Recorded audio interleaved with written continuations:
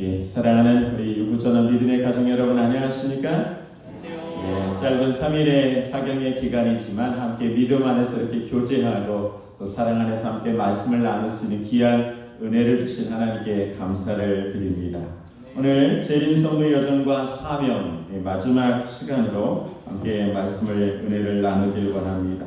오늘 두 주제를 같이 좀 공부할 텐데 다니엘 5장과 6장을 통하여서 이 야곱의 환난, 일곱 재앙 이런 주제를 같이 연관시켜서 함께 공부해 가보도록 하겠습니다. 여러분, 이 세상에 수많은 재앙들이 있습니다. 우리가 여러 재앙들이 있고 인류는 이런 재앙들 때문에 염려하고 걱정하고 합니다. 혹시 소행성이 이 지구와 충돌하여서 지구가 멸망하진 않을까 걱정하는 부류의 사람들도 있을 수가 있습니다. 또한 인류는 이 지구상에 뭔가가 많이 바뀌어가고 있다라고 하는 것 때문에 우리가 걱정하는 사람들이 있습니다. 예전 같은 기온과 환경이 아니라 정말 피부적으로 많이 느낄 만큼 뭔가가 병들어가고 있다는 사실들을 여러분 많이 느끼실 것입니다. 예전에 비해서 겨울이 어떻습니까? 좀 따뜻합니까? 좀 포근해지고 따뜻하고 눈도 많이 볼 수가 없고 굉장히 한국도 뭔가가 기후 변화가 있다고 하는 사실들을 피부로 많은 분들이 느낍니다. 지구의 위기라고 생각을 합니다. 그래서 이 북극에 얼음이 녹고 또 해수면이 올라가고 여러 가지 이런 일들로 인하여서 지구가 아마 멸망할지도 모른다고 하는 염려를 갖는 분들도 있을 수가 있습니다. 가뭄과 기근, 오늘 우리는 한 끼, 두 끼, 세 끼의 식사를 잘 하실지 모르지만 세계적으로 얼마나 많은 사람들이 기아에 식량이 없어서 굶어 죽어가는지 아마 그런 끔찍한 현실이 같이 이 지구촌에 있는 것들을 알고 있습니다. 어떤 사람들은 전쟁의 위협으로 인하여서 이 지구가 멸망하지 않을까 걱정하기도 합니다. 여러 지구의 곳곳에 여전히 정말 살상의 전쟁이 있고 이 지구상에 가지고 있는 수많은 파멸을 시킬 만한 충분한 무기들이 있음을 인하여서 근심하는 사람들도 있을 수가 있습니다. 우리는 코로나19를 통하여서 경험했듯이 이 전염병, 이것은 얼마나 무섭고 치명적인지를 경험하게 되었습니다. 많은 사람들이 전 세계가 정말 동시에 영향을 받아서 팬데믹이라고 하는 그런 정말 생애, 아마 우리 어르신들도 예전에 겪어보지 못했던 그런 끔찍한 그런 경험들을 몇 년간 우리가 경험을 하곤 했습니다. 세계에는 수많은 우리가 생각지도 않았던 바이러스와 이런 것들이 또 생겨나고 없어진 것 같지만 또 생겨나고 이렇게 하는 과정들을 겪어가고 있는 것들을 알고 있습니다. 이게 자꾸 꺼졌다. 이쪽은 차이 나. 이쪽은 잘 나오는데 이상하네요.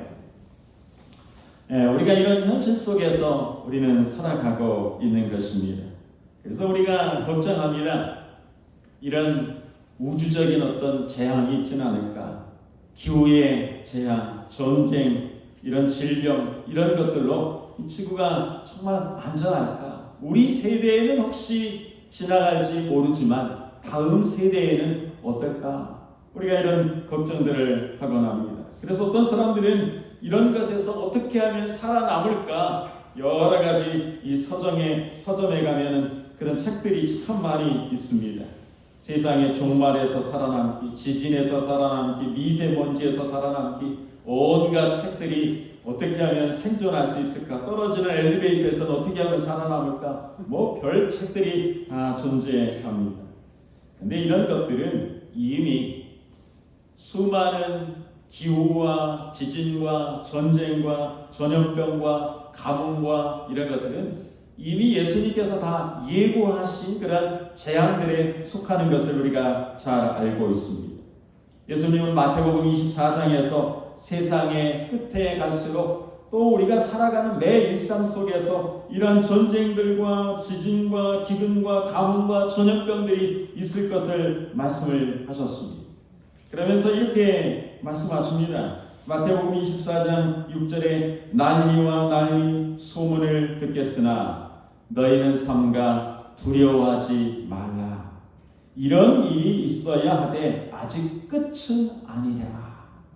이런 것들 때문에 너무 뭐 하지 말라는 것입니까? 걱정하지 말라, 두려워하지 말라. 이런 것은 있어야 하되 아직 무엇은 아니다? 끝은 아니다. 이런 것은 일상 속으로 우리가 이 죄의 세상에서 사단이 지배하는 세상 속에서 살아갈 수밖에 없는 우리가 경험할 수 있는 그런 끔찍한 일상적인 재난들임을 예수님께서 말씀하셨습니다. 물론 시간이 가면서 점점 더 강도가 세워지곤 합니다. 근데 확실하게 예수님께서 말씀하신 이것은 진짜 마지막 징조라고 말씀하신 징조도 있습니다. 그 징조가 뭘까요? 그 징조가 뭘까요? 그것은 마태복음 24장 14절에 말씀하신 이 천국 복음이 모든 민족에게 증언되기 위하여 온 세상에 전파되리니 그제야 뭐가 오리라? 끝이 오리라. 우리가 겪고 있는 이런 전염병, 재난, 기후 위기 이런 것들, 지진, 여러분 우리 한국에서 지진 좀 겪어보셨습니까? 네? 별로 우리는 그런 거 없죠. 근데 제가 이렇게 대만이나 이런 데 마침 여행 갔을 때 이 지진을 경험하게 되면 진짜 건물이 흔들리고 이 등이 막 흔들리는 그런 경험들을 실제로 해보곤 합니다. 그런 일상 속에서 살아가는 분들도 있습니다. 그러나 그런 것들은 끝은 아니라고 말씀하셨고, 진짜 끝은 천국 복음이 온 세상에 전파될 때 뭐가 올 것이다? 끝이 올 것이다. 그래서 우리가 수많은 선교사들을 보내기도 하고, 지금도 무슬림, 이슬람 그런 사람들에게 복음을 전하려고 우리 주님의 오심을 앞당기기 위해서 그렇게 합니다. 그런데 이 세상의 끝은 그런 위기들로 오는 것이 아니라 진짜 끝은 다니엘 2장 44절에 이렇게 말씀하고 계십니다. 이 여러 왕들의 시대에 하늘의 하나님이 한 나라를 어떻게 하시겠다? 세우시겠다. 이 세상의 모든 나라들 뒤에 누가 세우시는 나라가 있는가 하면 하나님이 세우시는 나라가 있게 될 것이라고 그렇게 말씀합니다.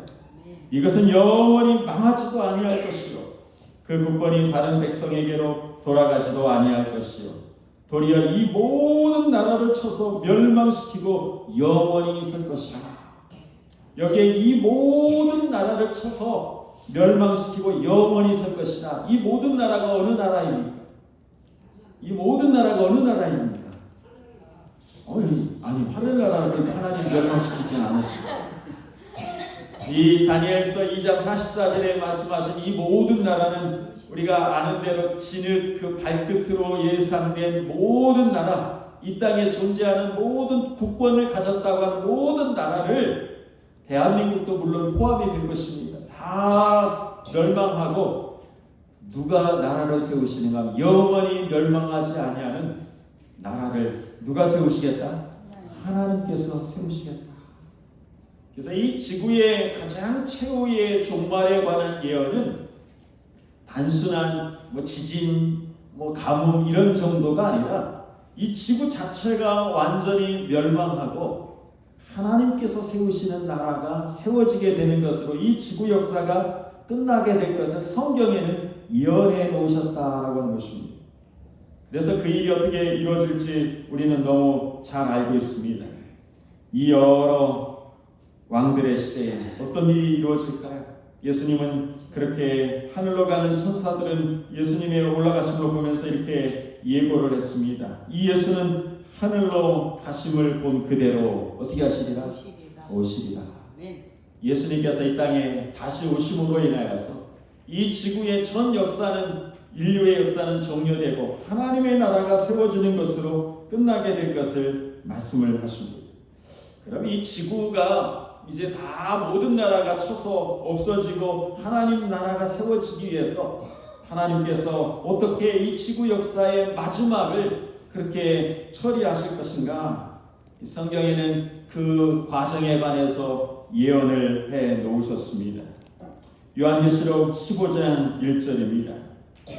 또 하늘에 크고 이상한 다른 이적을 보매 일곱 천사가 일곱 재앙을 가졌으니 곧 무슨 재앙이라? 마지막 재앙이라. 하나님의 진노가 이것으로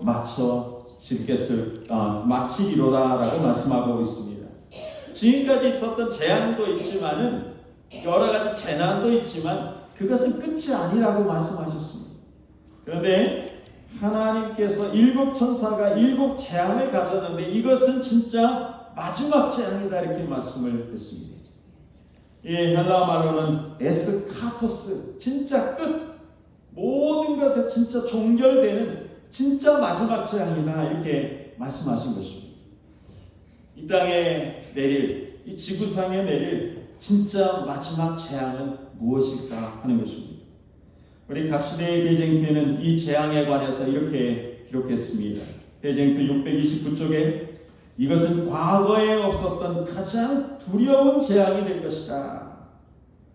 마지막 재앙은 예전에 없었던 가장 두려운 것이다 이렇게 말씀했습니다. 지금 우리가 겪고 있는 것들은 아무것도 아닐 상황이 될 수도 있는 것입니다. 두 번째 628쪽에는 이 재앙은 일시에 온 세계에 임하는 것이 아니니 만일 그러면 지상의 전 인류는 이로 말미암아 멸절될 것이었다. 이건 진짜 마지막 재앙이기 때문에 이게 진짜 지구에 한 번에 임했더라면 모든 인류는 살아남을 사람이 없을 만큼 엄청난 재앙이다. 물론 코로나 팬데믹으로 많은 사람들이 죽고 그렇게 했지만 그 정도는 그렇게 큰 것이 아닐 수도 있는 엄청난 재앙을 예고하고 있습니다. 특별히 그 기간 동안에는 또 누가 없을 것이다? 중보자가 없을 것이다. 중보자가 누구이십니까? 우리를 위하여서 하늘 성소에서 지금도 중보하고 계시는 예수님이 없을 것이다. 없을 것이다 라고 하는 이야기는 그 일들이 어떻게 됐다고 하는 것입니다. 다 맞춰진 상태에서. 그래서 적어도 이 땅에 내리는 재앙이 이 엄청난 것들을 생각해 보면 이미 예수님의 중보가 맞춰졌다고 하는 것들은 누가 구원을 얻을지, 누가 멸망을 받을지 이미 다 어떻게 된 상태에서요?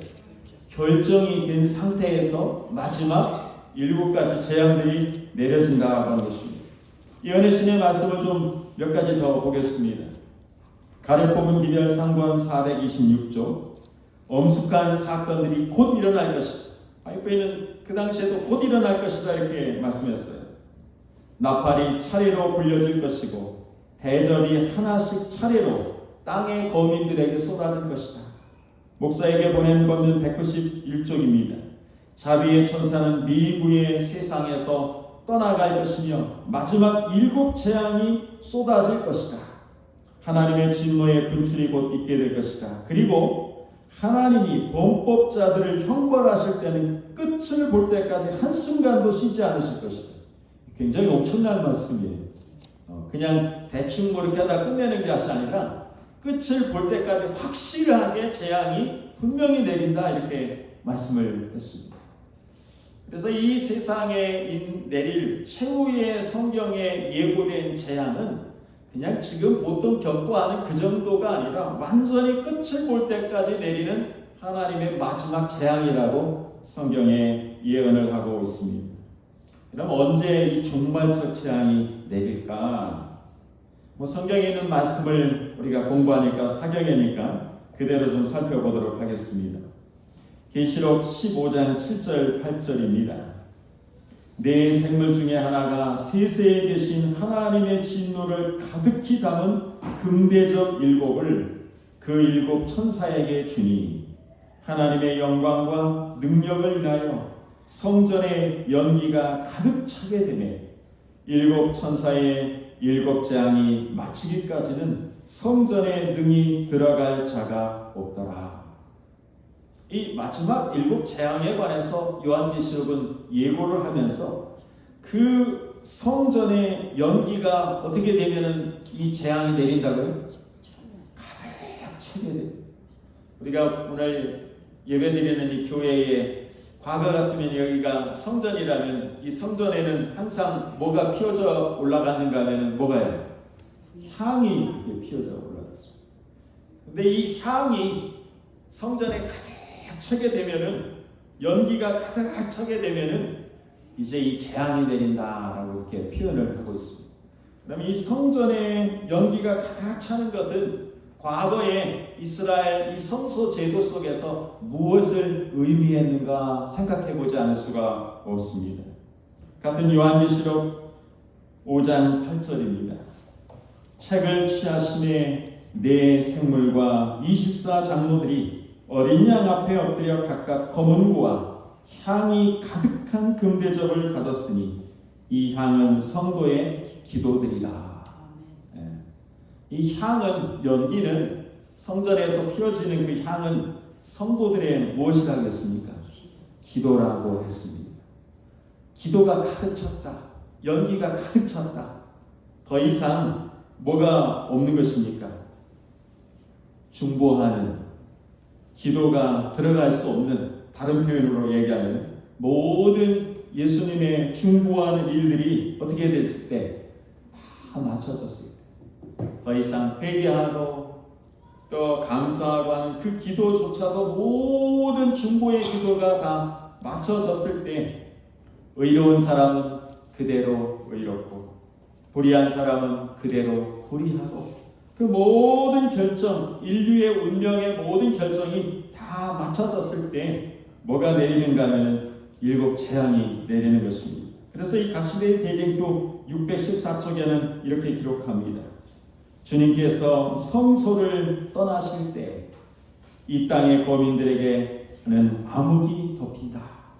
이처럼 두려운 시기에 의인들은 중보자 없이 거룩하신 하나님 앞에서 살아야 한다. 그래서 이 세상의 모든 중보의 사역, 용서하고 회개할 수 있는 기회와 은혜의 시기가 다 끝난 다음에 뭐가 내린다고요? 재앙이 내리는 것입니다. 누가 구원받을지 그렇지 않을지가 이미 어떻게 된 사람, 다 끝난 다음에 뭐가 내린다고요? 재앙이 내려요. 그럼 제가 여기서 이제 엉뚱한 것 같지만 질문을 드려보겠습니다.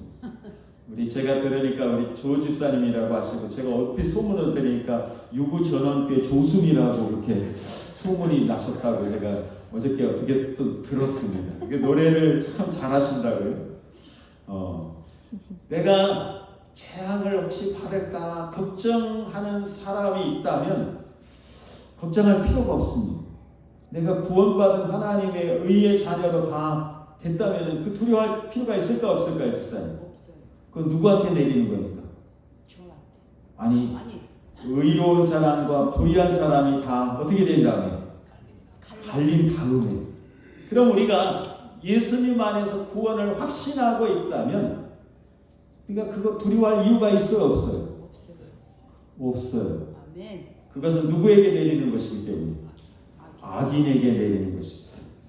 근데 우리 재림 성도들 가운데서 아유야 재앙 내리면 어떡하지? 이렇게 걱정하고 있다면 스스로 생각하기에 무슨 생각을 하고 있는 것입니까? 아유, 나는 아직도 멀었어. 의인이 아니야.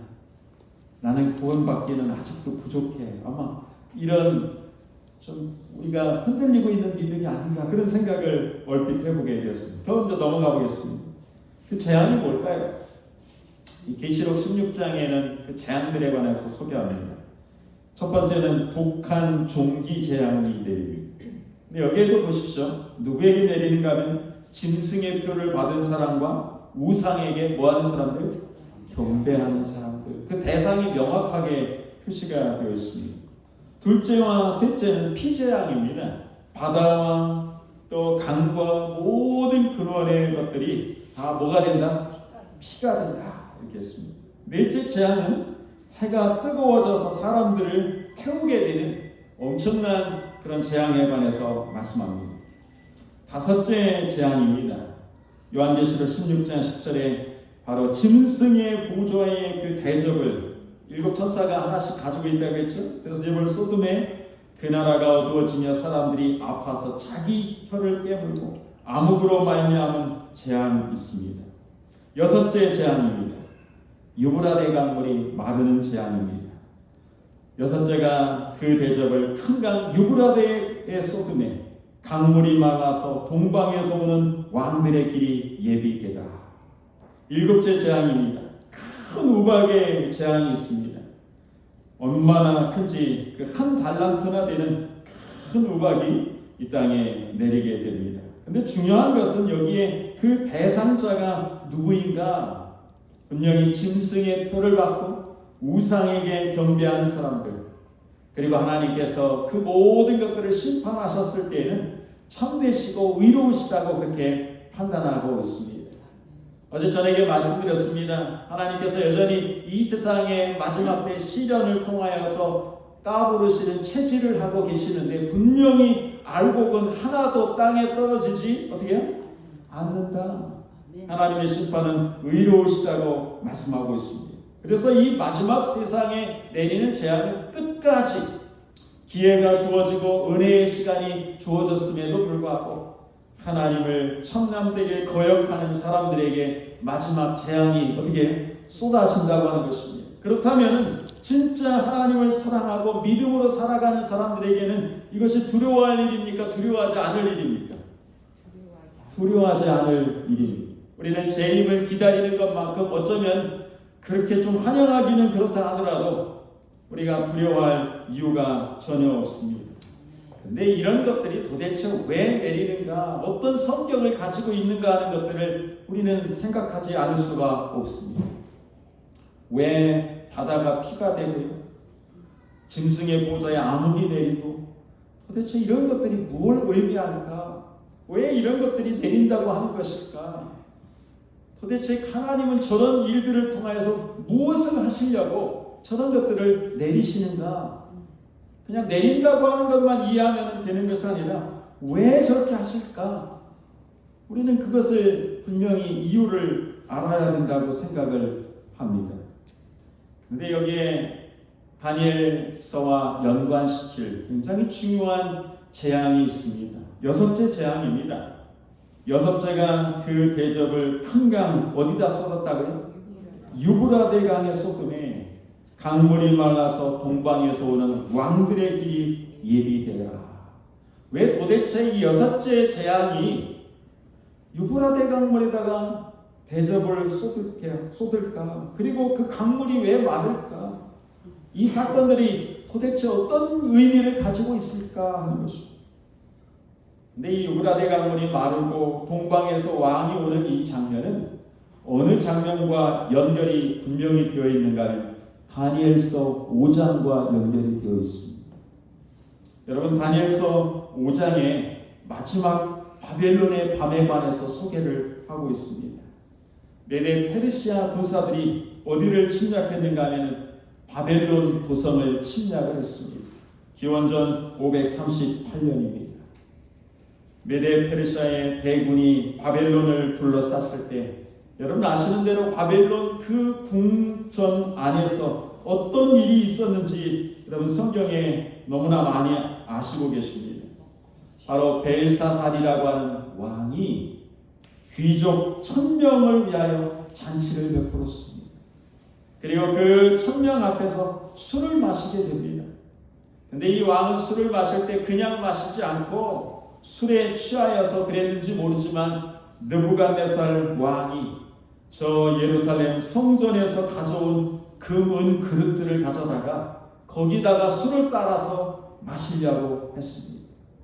바로 그 고대의 할아버지 느부갓네살 왕이 성전, 그 예루살렘 성전에서 쓰던 그릇은 하나님께 예배하던 그런 그릇들인데 그 그릇을 가져다가 거기다가 술 따라 마시고는 어떻게 합니까? 바로 바벨론에 있는 신들, 그 신들을 찬양하기 위해서 그 일들을 하게 된 것입니다. 여러분 이 장면을 너무나 잘 상상하고 아마 아실 것입니다. 그때 여러분 아시는 대로 한 손가락이 나타났습니다. 벽에 나타나서 뭐라고 썼죠 여러분? 예, 잘 아십니다. 우리 성경적인 배경을 아시는 대로 그 글자를 쓰는데 그곳에다가 뭐라고요? 메네메네 되게 우발하십니다. 그 의미가 무엇이었는지도 여러분 기억하실 것입니다. 하나님께서 달아보니까 어떻게 해요? 부족하다. 이 바벨론이라고 하는 나라에 관해서 하나님께서 이미 다 어떻게 하셨다? 판단을 하시고 결정을 해보니까 부족하다. 그래서 이제 이 나라는 뭐 할 수밖에 없다? 멸망할 수밖에 없다라고 하는 엄숙한 선언을 그 밤에 하나님께서 하신 것입니다. 그리고 벨사살 왕에게 말을 하는 것입니다. 왕은 이미 다 모든 일을 알고도, 특별히 느부갓네살 왕이 어떤 경험을 했는지 다니엘 4장의 그런 모든 이야기를 다 알고도 자신을 낮추지 아니하고 하나님 앞에 거만하고 스스로 높여서 하나님을 거역하고 그 성전의 그릇들을 가져다가 술을 따라 마셨으니 이 불경이 얼마나 큰가. 하나님께 영광을 돌리지 않은 그 결과로 인하여서 이 나라는 망할 수밖에 없다라고 심판을 선언을 하게 됩니다. 그리고 그날 밤에 다니엘 5장 30절 31절에 보면 갈대아 왕 벨사살이 죽임을 당했다라고 했습니다. 이 바벨론이 한순간 한 저녁에 멸망을 당하게 됩니다. 그런데 이 바벨론이 멸망을 당하게 될 때 어떻게 멸망을 당했는가? 어떻게 이 대군이 쳐들어왔는데 벨사살 왕은 태연히 술잔치를 할 수가 있었는가? 그것은 그 바벨론 도성에 강한 난공불락이라고 하는 성에 관한 믿음이 있었기 때문에 그렇게 했습니다. 하지만 그 성이 어떻게 정복됐는지 역사는 이렇게 기록하고 있습니다. 헤로도투스라고 하는 역사가가 기록한 페르시아의 전쟁사 책에는 이렇게 기록합니다. 그는 고레스라고 하는 사람이 강이 성 안으로 흘러가는 지점에 그의 군대를 배치시켰고 강 성 저편으로 흘러나가는 지점에도 군대를 배치하여 놓고 물이 건너기에 족할 만큼 얕아지자마자 강바닥을 통해 진군에 들어가라고 명령을 해왔다. 붉은 글씨 부분입니다. 수로를 통해 당시 늪지었던 그 파놓은 분지로 강물이 흘러 들어가도록 유브라데스를 돌려놓아서 본래의 강바닥으로 걸어갈 수 있을 정도로 강물을 낮아지게 했다. 이 바벨론을 정복한 이 고레스는 어떻게 정복했는가 하면 이 바벨론 도성의 주변에는 해자라고 하는 이게 적군들이 성을 쉽게 넘어오지 못하도록 물을 이렇게 둘러놓은 해자가 있었습니다. 그리고 그 성을 통과해서 뭐가 흘러가고 있었다고요? 유브라데가라고 하는 강이 흘러가고 있었습니다. 근데 저 바벨론을 멸망시키기 위해서 이 고레스가 한 작전이 무엇인가 하면 이런 것이죠. 이 유브라데 강이 이 강물을 이렇게 흘러가는데 그 강물을 다른 곳으로 분지로 돌려가지고 그 물이 성을 주위로 흘러가지 않도록 막은 것입니다. 결과적으로 이 성에 강물이 막히자 해자도 다 없어지고 그곳에 강바닥이 낮아진 그 바닥을 통하여서 누가요? 페르시아의 군대가 바벨론 성에 들어가게 되고 그 바벨론이 그날 밤에 망하게 된 것입니다. 이렇게 물이 철철 넘치던 강이 어떻게 수위가 낮아지자 그 성을 통과하던 그 문으로 누가 들어갔어요? 군대가 들어가서 바벨론을 멸망을 시킨 것입니다. 그래서 다니엘 5장에 있었던 바벨론이 멸망했을 때의 그 장면을 계시록 16장의 6째 재앙에다가 그대로 묘사를 해놨습니다. 그 대접을 큰 강 유브라데 강에 쏟음에 강물이 말라서 동방에서 오는 왕들의 길이 어떻게 되더라? 예비되더라. 그래서 이 6째 재앙은 과거에 있었던 바벨론 멸망의 장면을 그대로 어떻게 묘사하고 있다라고 하는 것입니다. 그러면 다른 재앙들은 어떨까요? 피재앙 어디서 좀 본 것 같지 않습니까? 우박재앙 언제 본 것 같지 않습니까? 어디서 우리가 듣고 보았습니까? 어디서요? 네? 어디서?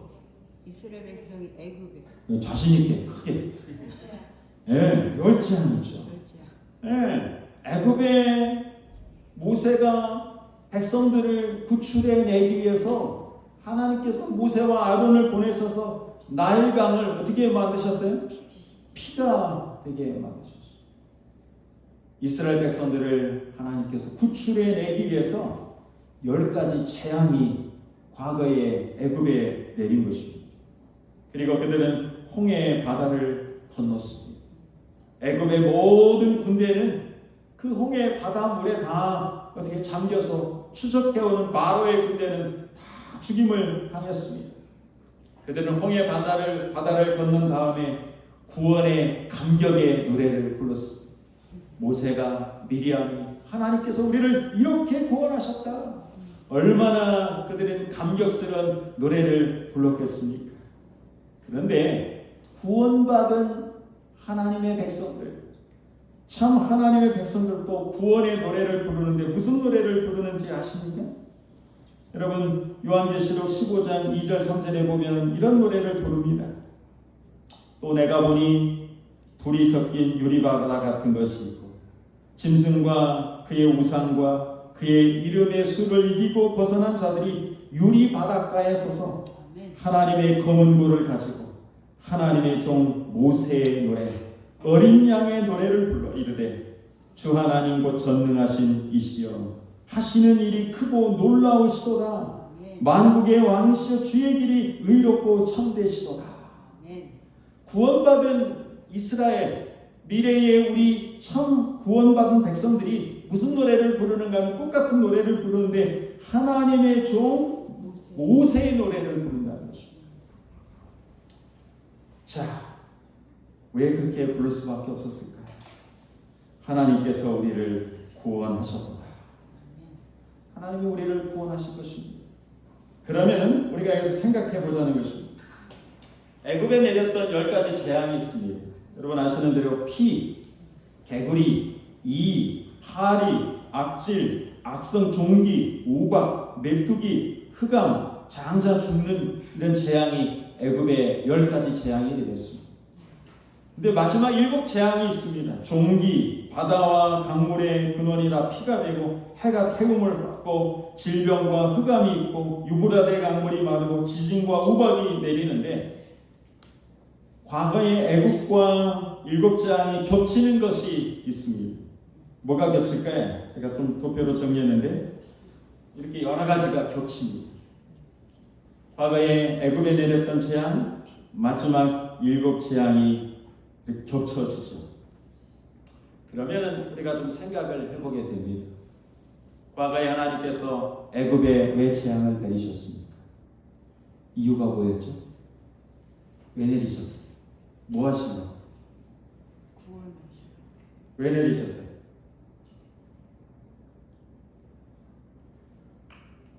애굽에 있는 이스라엘 백성들을 뭐해 내시려고? 구출해 내시려고 하나님이 재앙을 내리셨죠. 바벨론이 유브라데 강물이 말랐습니다. 결과적으로 무슨 일이 일어났습니까? 바벨론에 포로되어 왔던 하나님의 백성들이 고향으로 돌아갈 수 있는 기회가 열렸습니다. 그래서 이 모든 재앙의 일들, 과거에 하나님께서 애굽에 내린 것은 참 하나님의 백성들을 하나님께서 뭐 하시려고 하는 것입니까? 구출해 내시려고 하는 것입니다. 동방에서 오는 왕들의 길이 예비되도록 유브라데 강물이 마른 것도 주님께서 오시는 길을 예비하도록 어떻게 해요? 하나님의 이 땅의 백성들을 구출해 내시려고 하는 의미가 있는 것입니다. 그래서 이 모든 재앙은 순순히 악인들에게 내리지만 여전히 이 땅에 살아가고 있는 참된 백성들을 하나님께서 과거에 애굽에서 인도해 내셨듯이 바벨론에서 그들을 구출해 내셨듯이 구원하실 것이라고 하는 약속의 말씀을 오늘 우리에게 주시고 계시는 것입니다.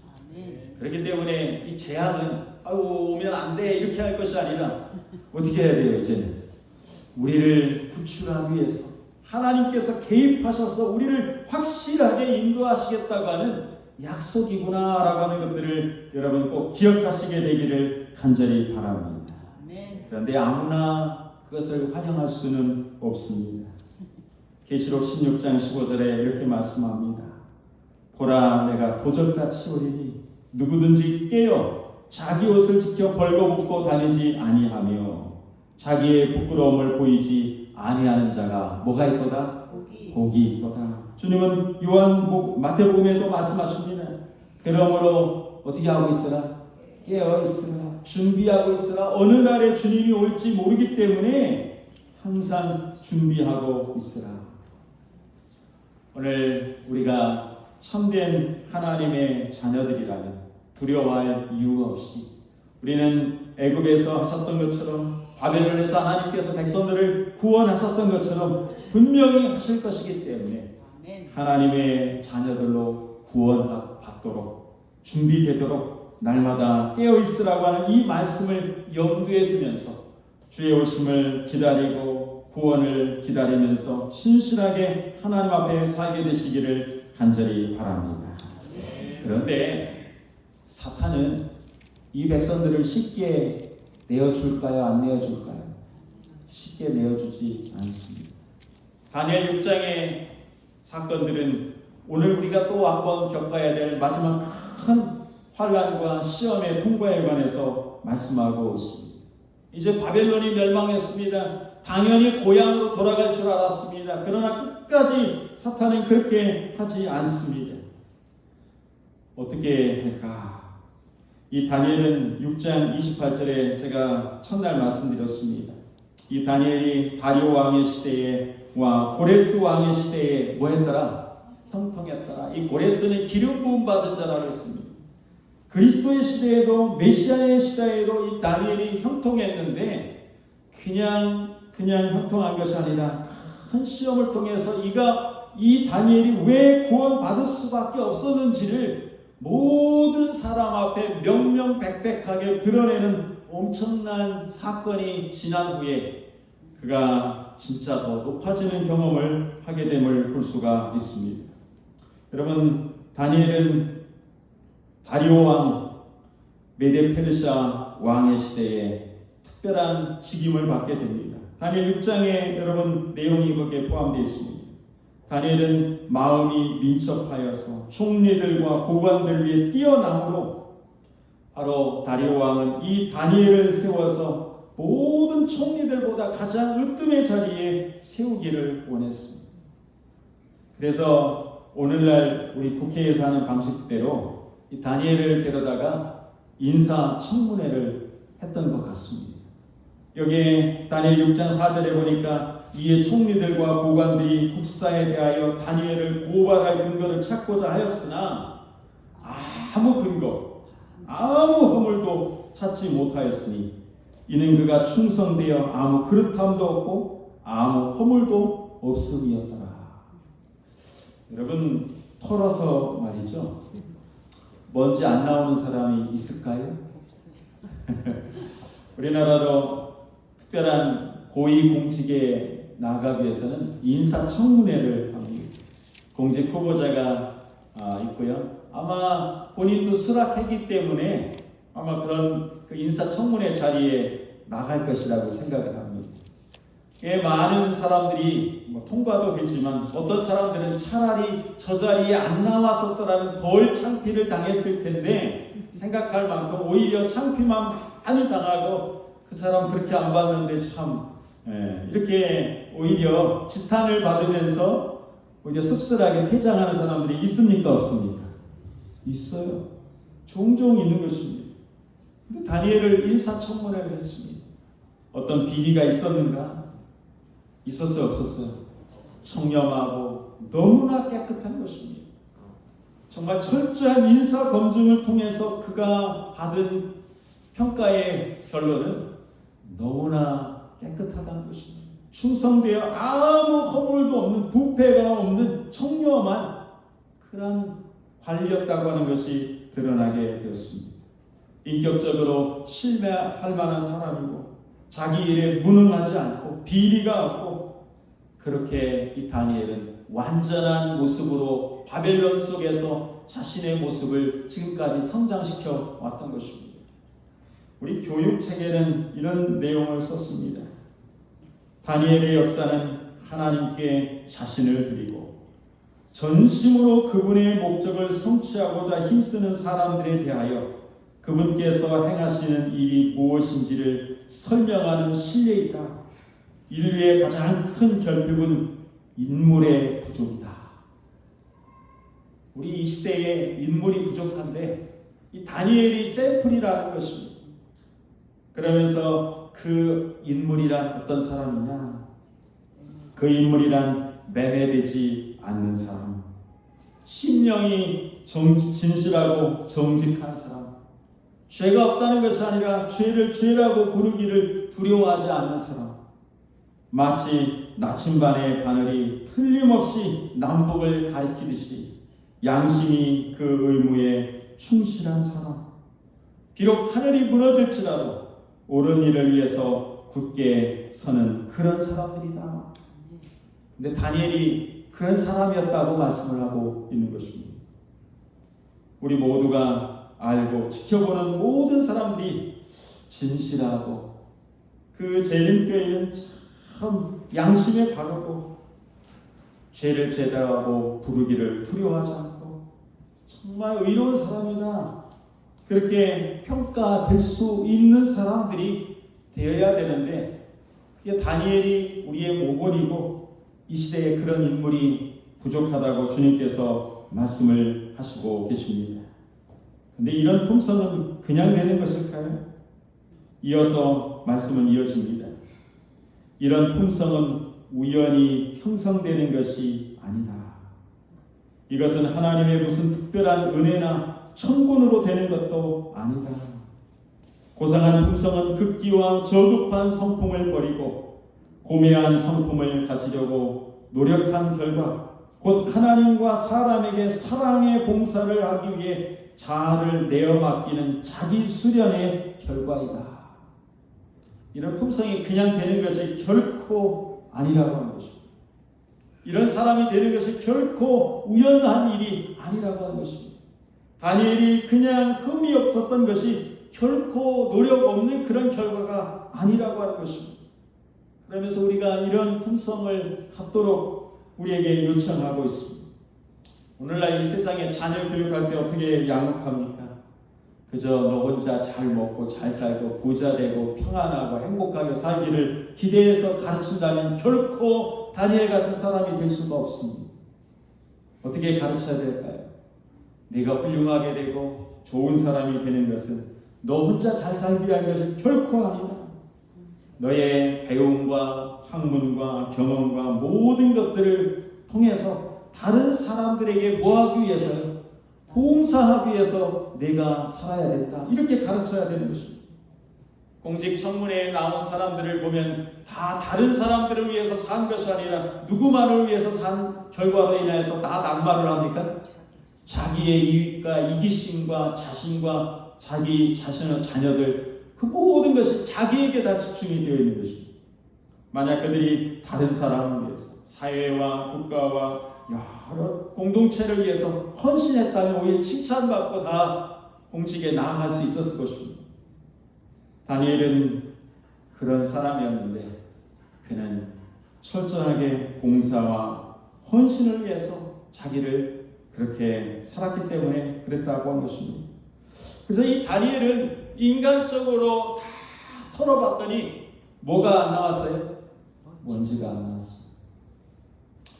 우리 재림 성도들 어떻게 살아야 될까요? 네, 다니엘처럼 살아야 됩니다. 하나님 앞에 진실하게 그렇게 양심의 바른 사람, 믿음의 사람으로 살게 되시길 바랍니다. 이것이 마지막 때에 하나님께서 정말 평가하는 그 철저한 메데 페르시아의 검증을 거친 다니엘이었습니다. 그에게 인간적으로 결함이 찾아볼 수가 없었습니다. 그래서 그들이 고민합니다. 도대체 이 다니엘이 이런 사람이 이거 사람도 아니다. 그럼 어떻게 이 다니엘을 넘어뜨리지? 어떤 결함이 있는지 한번 찾아보자. 그들이 철저하게 연구하고 또 연구해봤더니 이 다니엘이 뭐하는 사람이라는 사실이 밝혀졌는가 하면 누구를 섬겨요? 하나님을 섬기는 사람이라는 것을 알게 됐습니다. 어떻게 하면 이 하나님을 섬기는 사람이라고 하는 저것을 가지고 이 다니엘을 좀 걸려 넘어뜨리게 해볼 수가 있을까? 그들이 작전을 세우게 되죠. 그래서 어떤 법을 만들어요? 우리가 한 율법을 세우고 한 금령을 정하여서 하나 만들자. 이 다니엘은 철저히 하나님 중심적인 사람이다. 하나님께 예배하는 사람이다. 근데 만약에 앞으로 이 다니엘에게 하나님 아닌 왕에게 예배하게 하고 하나님 예배하지 못하게 하면은 그래도 다니엘이 뭐 할 것 같아요? 하나님 예배할 것 같아요. 그래서 우리가 법을 하나 만들어서 앞으로 며칠 동안만은 30일 동안만은 하나님 예배하지 못하도록 한번 법을 만들자. 그러면 누가 걸려들 것 같아요? 미끼를 딱 던지면 다니엘이 걸릴 것 같아요. 그래서 생각지도 않은 이상한 법을 만들고 앞으로 30일 동안 왕 외에 다른 신에게 섬기는 사람은 무조건 어디다가 집어넣자? 사자굴에 던지자. 그러면 누가 걸릴 거 확신해가지고 다니엘이 걸릴 것을. 그래서 이 베데페리샤에서 말도 안 되는 법을 하나를 만들게 됩니다. 오직 누구 죽이려고? 다니엘을 죽이려고. 근데 이 성경의 예레미야서에는 이스라엘 백성들이 고향으로 돌아올 때쯤에 특별한 환난을 겪게 될 것을 예고하고 있습니다. 예레미야 30장 33절 7절입니다. 여호와의 말씀이니라. 보라, 내가 내 백성 이스라엘과 유다의 포로를 돌아가게 할 날이 이르리니. 7절, 슬프다 그날이요 그와 같이 엄청난 날이 없으리라. 그날은 야곱의 환난의 때가 되미로다. 그러나 그가 환난에서 구하여 내음을 얻으리라. 결코 그냥 사탄이 고향으로 보내지 않는다는 것입니다. 엄청난 시련 속에서 그들을 보내게 될 것입니다. 초기문집에는 마지막 때를 이렇게 표현하고 있습니다. 그때 나는 지상의 지도자들이 함께 모여 의논하고 사탄과 그의 천사들은 주위를 바삐 날아다니는 것을 보았다. 나는 한 문서가 여러 장 복사되어 세상 각처로 전달되는 것을 보았는데 그 문서의 내용은 성도들이 만일 그들의 특수한 믿음을 버리지 않고 안식일 대신 주일 중 첫날을 지키지 않는다면 그들에게 법적 보호를 해제하겠다는 것이었다. 이제는 그냥 지키라가 아니라 만약에 그것을 포기하지 않으면 이제는 법적 보호를 해제한다는 것은 어떤 의미입니까? 죽여도 상관없다라고 하는 그런 명령을 내리게 된다는 것입니다. 각지대 대쟁투 615쪽입니다. 그들은 가장 중한 형벌을 받아 마땅한 사람들이라고 하는 선고를 받고 일정한 기간 지난 후 그들을 사형에 처하는 자유를 사람들에게 부여할 것이다. 유럽의 로마 교도들과 미국의 타락한 개신교도들은 하나님의 모든 계명을 지키는 사람들에 대하여 그와 유사한 행동을 취하게 될 것이다. 그때에 하나님의 백성들은 선지자가 야곱의 환난의 때라고 묘사한 고난과 고통에 빠지게 될 것이다. 그래서 이 하나님의 신실한 백성들을 이제는 그 믿음을 지킨다면 죽이라고 하는 명령이 내리는 것이 곧 무슨 환난이라고요? 야곱의 환난. 그래서 주님께서 하늘 성소를 떠나가실 때에 그런 일들이 백성들에게 이 땅에 있게 될 것이다 라고 말씀했습니다. 그래서 이것이 짧은 기간이 아니면 아무도 살아남을 수 없는 그런 법률을 분명히 제정하게 될 것이다 라고 했습니다. 그럼 하나님 백성들 다니엘이 어떻게 살아남았을까요? 다니엘은 이 조서에 어인이 찍힌 것을 알고도 어떻게 했다고요? 기도했습니다. 저 원수들의 그러한 비난을 피하기 위해서 숨기지도 않고 있는 그대로 그 목적과 의도를 알았기 때문에 하나님 앞에 기도하는 것을 멈추지 않았습니다. 마지막 성도들도 똑같이 할 것입니다. 나는 성도들이 큰 정신적 고민으로 괴로워하는 것을 보았다. 그들은 지상의 악한 고민들로 둘러싸여 있는 것처럼 보였다. 그러나 성도들은 거들떠보지도 않았다. 야곱과 같이 그들은 하나님과 뭐하고 있었다? 씨름하고 있었다. 그런 명령이 내릴 때 포기하지 않았다는 것입니다. 참된 하나님의 백성들은 생명의 모든 것들을 하나님께 맡기고 다 그렇게 철저하게 기도하고 있었다고 하는 것입니다. 성경 주석 4권에 보면 이렇게 기록했습니다. 하나님의 백성들은 이때 모두 한 곳에 있지 않다. 그들은 별개의 무리를 이루어 세상의 모든 곳에 흩어져 있다. 그리고 그들은 단체가 아닌 개별적으로 시련을 받을 것이다. 모든 사람은 홀로 시험을 견뎌야 한다. 또 교인들 개개인의 믿음은 마치 세상에 아무도 다른 사람이 없는 것처럼 시험을 받게 될 것이다. 이렇게 썼습니다. 제가 좀 외람되지만 질문 하나를 좀 드리겠습니다. 나는 재림 성도인 분 한번 손 들어보십시오.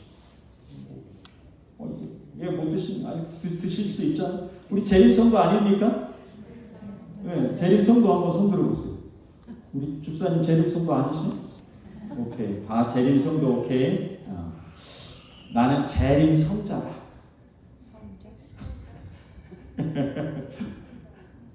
어떻습니까? 나는 재림 성도는 뭐 부담 없잖아요. 그죠? 나 재림 성자야. 이렇게. 안 돼요? 집사님? 난 재림 성자.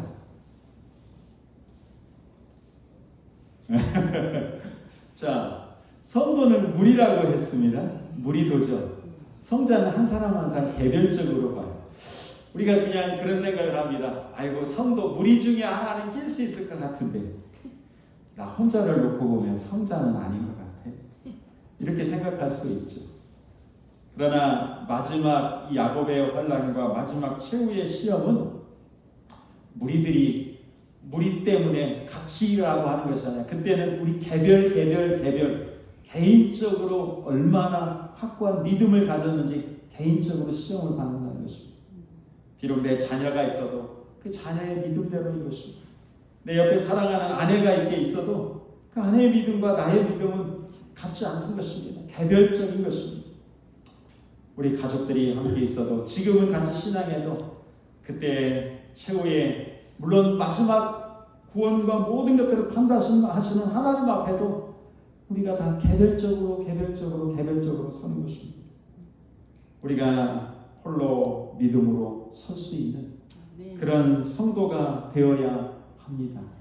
어떻게 보면은 성자라고 하면 너무 교만한 것 같지만 진짜 그리스도인 재림 성자가 되어야 되는 것입니다. 우리 개별적으로 하나님 앞에 신앙의 가족들이 되시기를 바랍니다. 그때 성도들은 어떻게 합니까? 야곱이 마치 그가 구원받게 될지 형님 앞에서 살게 될지 죽게 될지 정말 천사를 붙들고 간절히 씨름하던 그와 같은 심정으로 어떻게 해요? 간절히 주님을 의지하는 그런 시간이 바로 중보자 없이 서는 그 기간이 될 것입니다. 그게 야곱의 환난이라고 했습니다. 그런데 이 다니엘이 결국에는 어디에 던져지게 됩니까? 사자굴에 던져지게 됩니다. 그런데 어떻게 구원함을 받습니까? 그날 밤중에 하나님께서 이 다니엘이 있는 그곳에 누구를 보내셨는가 하는 것입니다. 여기에 다니엘 6장 22절에 보면 나의 하나님이 이미 그의 천사를 보내어 사자들의 입을 봉하셨으므로. 여기서 우리가 이제 좀 생각해 볼 사항이 있습니다. 다니엘 3장에 풀목불에 들어갈 때는 그 속에 누가 나타나셨다고요? 예수님. 그런데 사자굴에 들어갈 때는 누가 나타났습니까? 예, 나의 하나님이 이미 그의 누구를 보내요? 천사를 보내요. 예수님께서 중보 사역이 이제는 다 어떻게 됐습니까? 맞춰졌습니다. 그러나 우리를 외면하지 않으시고 누구를 보내신다고요? 이미 당신의 백성들을 보호하시도록 누구를 보내셨다? 천사를 보내셔서 하나님 믿음으로 의지하는 사람들을 뭐 하신다? 보호하신다. 그러면 우리가 중보자 없이 어떻게 그때를 견딜까라고 괜한 염려를 가지고 걱정할 필요가 사실은 어떻게 전혀 없다는 것입니다. 우리 초기문집에도 이 말씀을 다시 한번 확인해 주십니다. 백성들은 일정 기간 지난 후에 그들을 죽일 수 있는 자유가 주어졌다. 사탄은 지존자의 성도들을 멸망시키려 하였으나 예수님께서는 그의 천사들을 보내어 보호하셨다. 아멘. 네, 우리 주님께서 미리 보내신 것입니다. 그래서 우리를 구원하시는 것입니다. 그는 구원도 하시며 건져내기도 하시며 하늘에 서든지 땅에 서든지 이적과 기사를 행하시는 자로서 다니엘을 구원했다고 다리오 왕이 고백할 수밖에 없도록 하나님의 백성들을 사자굴 속에서 구원하셨던 것입니다. 아멘. 미래에도 마찬가지입니다. 야곱의 환란이 있고 어떤 환란이 있어도 우리가 절대적으로 하나님을 의지하는 백성들이라면 이미 구원을 받을 자와 그렇지 않을 자가 결정되었기 때문에 주님께서 우리들을 주님의 천사를 보내서 우리들을 구원하실 것이라고 하는 확신을 가질 수 있음을 여러분 기억하시게 되기를 간절히 바랍니다. 제가 한 이야기를 드리겠습니다. 왜 다니엘이 이런 일을 겪을 수밖에 없었는가? 이 일들을 통하여서 분명하게 드러난 것이 있습니다. 이 다니엘은 세상적으로, 인간적으로 도저히 어떤 허물이 없는 온전한 사람이라는 것이 드러났습니다. 그리고 그의 신앙, 믿음에 있어서 테스트를 받았는데 어떤 경우에도 하나님을 의뢰하는 데 실패하지 않는 사람이라고 하는 분명한 증거가 다 보여지게 되었습니다. 마지막 구원받은 성도들은 이렇게 온 우주의 거민 앞에 왜 아무개가 구원받을 수밖에 없는지 위기의 순간에 철저히 주님을 의지했다고 하는 그 분명한 증거들을 우리의 삶의 모범으로 보여주게 될 것입니다. 제가 한 이야기 예화를 좀 소개하고 이제 말씀을 정리해 갈까 합니다.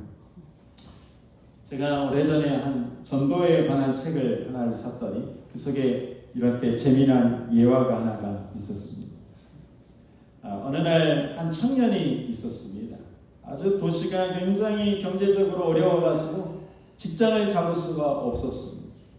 그래서 참 어렵고 힘들 때 그가 어디를 구경을 갔는가 하면은 동물원에 구경을 갔습니다. 동물원에 구경을 가고 이제 마치고 나오는데 오늘 관리인이 청년을 불렀습니다. 여기 청년 잠깐 좀 나 좀 보자고. 이 청년이 예 전혀고. 그렇다. 그래서 이렇게 쭉 보더니 혹시 자네 우리 동물원에서 한번 일해보지 않겠나 이렇게 부르는 것입니다. 지금 실직해가지고 직업이 없어서 그렇게 하고 있는데 일자리 제안을 하는 것입니다. 그러면서 잠깐 좀 여기 서보라고 하더니 예, 제가 내일 그럼 출근을 하라고. 그 청년이 이제 그 다음날 기쁜 마음으로 출근을 했습니다. 그러더니 이제 아침에 출근했더니 이 관리인이 오더니 잔을 가지고 와가지고 키도 재고 뭐 여러 가지 어깨 뭐 품도 다 재는 것입니다. 그러더니 야 자네가 딱 맞는구나. 그래서 무슨 옷을 줄 줄 알았어요.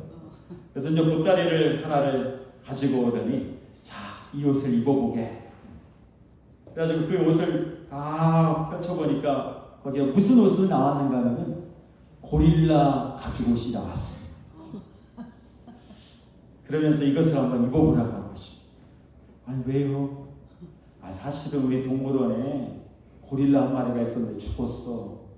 근데 지금 너무 경제적으로 어려워가지고 진짜 고릴라를 사오기는 너무 어려워가지고 자네가 이 고릴라 가죽 옷을 입고 고릴라처럼 고릴라 우리에 가가지고 들어가서 있다가 하루 일과가 맞춰지면 퇴근하면 되는 일이네. 괜찮은 것 같아요.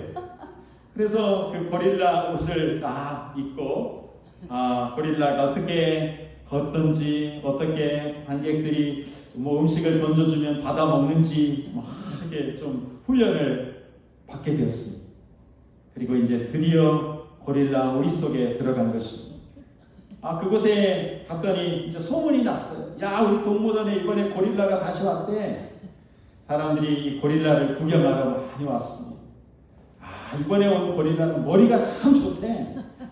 사람들에게 사랑도 받고 박수도 받았습니다. 인기가 참 좋아졌습니다. 근데 어느 날 이 고릴라가 그네를 타다가 너무 박수분을 받는다 흥분해가지고 그만 깜빡해서 실수로 다른 우리로 뚝 떨어지게 됐습니다. 그래서 떨어진 데가 어딘가 하면 사자굴입니다. 정신을 차려보니까 저쪽 편에 뭐가 있어요? 사자가 한 마리가 있는 것입니다.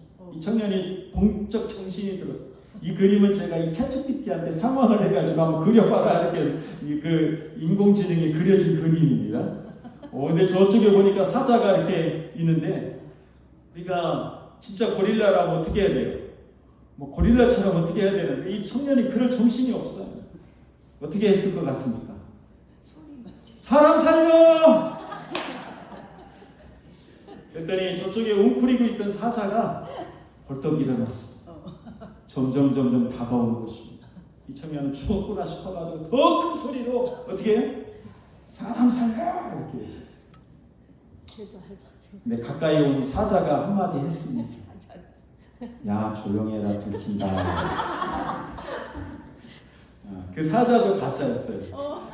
뭐 그런 동물은 이 세상에 어디 있겠습니까? 근데 이 이야기 속에서 주려고 하는 교훈이 하나가 있습니다. 평상시 때는요 우리가 진짜인지 가짜인지 잘 모릅니다. 드러나지 않습니다. 그러나 위기가 진짜 닥치면 내가 진짜 고릴라인지 진짜 사자인지 드러나듯이 우리가 진짜 그리스도인인지 하나님을 사랑하는 사람인지 아니면 세상을 사랑하는 가짜인지 명확하게 드러나는 것입니다. 하나님께서 이 세상의 마지막에도 계속해서 우리를 지켜보십니다. 때로는 시련이 있고 위기가 있을 수 있습니다. 그러나 그런 위기의 순간순간에 우리가 참 그리스도인지 아닌지 분명하게 증거되는 것입니다. 하나님께서 어떤 위기 때에도 마지막에도 우리들의 세속적인 필요를 위해서는 걱정할 필요가 없다고 말씀하십니다.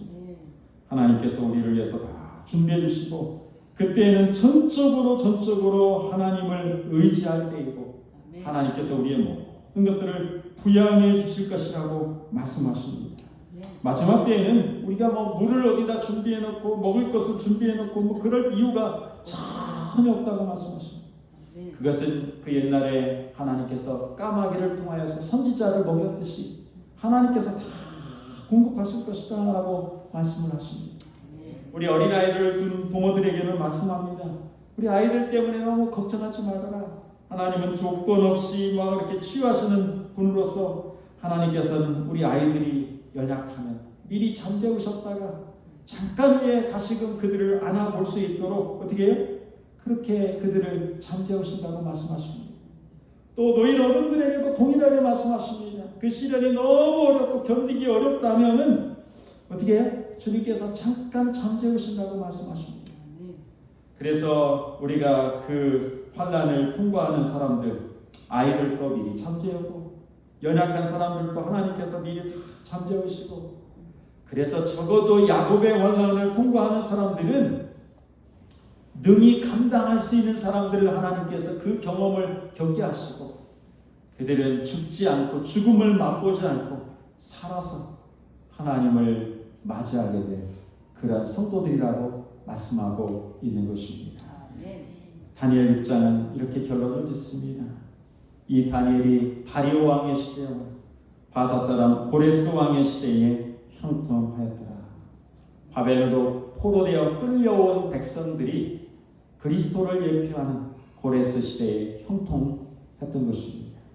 오늘 우리는 비록 이 세상에 살아가고 있지만 다니엘 1장처럼 경건하게 하나님의 뜻대로 살도록 결심하시게 되기를 간절히 바랍니다. 2장의 미래적인 예언과 꿈을 모르면 다니엘은 죽은 목숨이었습니다. 우리 재림 성도들은 예언이 어떻게 되어 있는지, 어떻게 하나님께서 우리에게 사명을 부여하셨는지 세천사의 기별에 대한 분명한 깨달음과 우리의 사명을 분명히 알고 살아가는 성도들이 되시기를 바랍니다. 금신사 숭배령 안식일을 타협하도록 하는 어떤 일들이 있게 될지라도 비록 풀목불이라도 들어갈 수 있는 믿음의 용기를 가지고 주님을 신뢰하며 살게 되시기를 간절히 바랍니다. 그들에게 늦은 뒤 성령이 내려서 하나님의 영이 충만한 사람이라고 불려졌던 것처럼 오늘 우리가 이 땅에 살아가면서도 성령이 충만한 하나님의 종들이라고 하는 그러한 모든 감동을 끼치며 살게 되시기를 간절히 바랍니다. 아멘. 성령 충만한 어떤 외적인 어떤 다른 것 이상으로 우리가 하나님의 사랑에 충만한 그리스도인 사랑을 나타내는 자들임을 잊지 않게 되시길 바랍니다. 그들을 위해서 다니엘 5장처럼 유브라가 된 강물이 마르듯이 주님께서 기이한 기적을 통하여서 우리의 백성들을 구출해내시고자 역사하실 것입니다. 그리고 최후에는 다니엘처럼 세상의 사람들의 안목에도 신앙적인 안목에도 틀림없는 사람이라고 하는 분명한 증거를 통하여서 왜 이 다니엘이 구원함을 받을 수 있는 것 같이 여겨졌던 것처럼 우리 백성들도 그렇게 하나님 앞에 서게 될 것임을 명심하면서 아멘. 항상 깨어있는 말씀의 사람, 기도의 사람, 성령 충만한 하나님의 종들이 모두가 되시기를 간절히 바라면서 아멘. 우리 말씀을 마치도록 하겠습니다. 아멘.